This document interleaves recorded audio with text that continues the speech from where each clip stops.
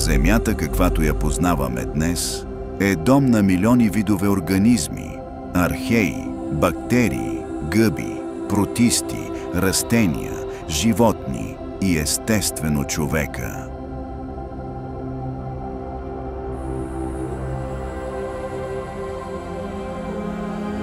Нашата планета ни е дала възможност за развитие и еволюция, продължила около 6 милиона години. Благоприятните условия са били предпоставка за създаването на огромно разнообразие от живи организми.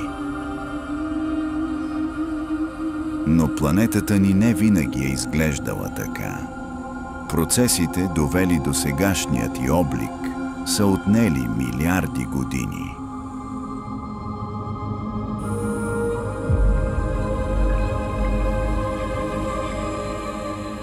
Но за да проследим етапите, през които е преминала Земята, трябва да се върнем 13,8 милиарда години назад във времето.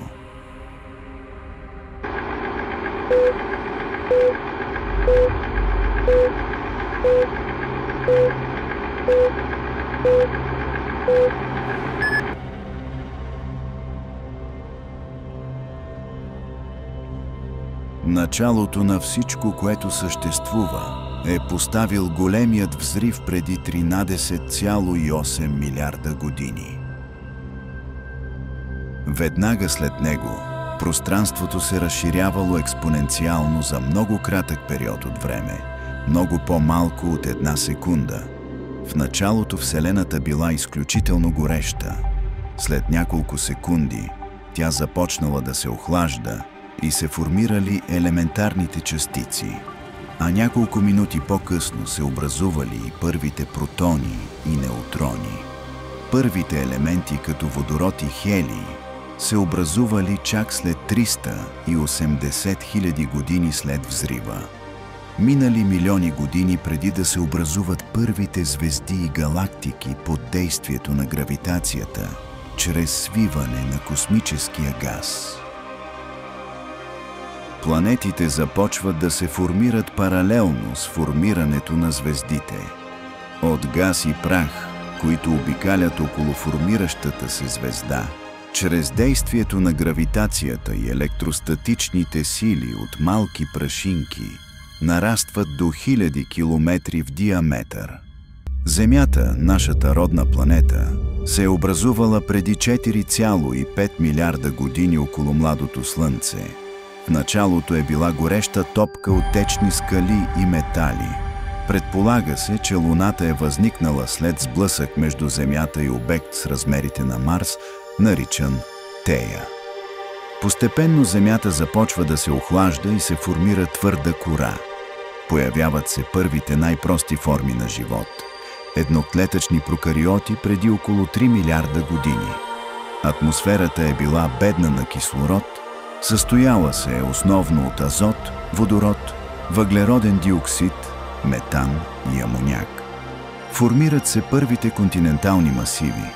Много по-късно от появата на прокариотите се развиват по-сложни клетки – еукариоти, благодарение на които започва да се натрупва кислород в атмосферата. След много дълъг процес на еволюция се появяват първите многоклетъчни организми. Камбрийският взрив представлява бързо развитие на животинския свят, риби, земноводни, насекоми и на първите растения на сушата. Формира се суперконтинента Пангея. Развитието на сложните организми се случва през палеозойската ера, но за съжаление приключва с масово изчезване на видове. През мезозойската ера, известна като ерата на динозаврите, се развиват влечугите, птиците и първите бозайници. Преди 66 милиона години обаче те изчезват вследствие на астероиден сблъсък. Това позволява разцвета на бозайниците и ги превръща в доминиращи видове. Започват да се развиват съвременните континенти. По-късно се появяват и хората, които еволюират от маймуни. Настъпват ледникови периоди и малко по малко се оформя съвременния климат.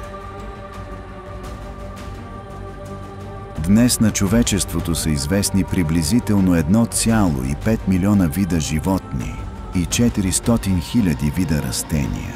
Съществуват общо 8 климатични зони – екваториална, субекваториална, тропична, субтропична, умерена, субполярна, полярна и планинска. По земното кълбо са разпространени 10 природни области, всяка от които притежава свои собствени уникални характеристики. Нашето задължение е да пазим красивата природа на нашата планета.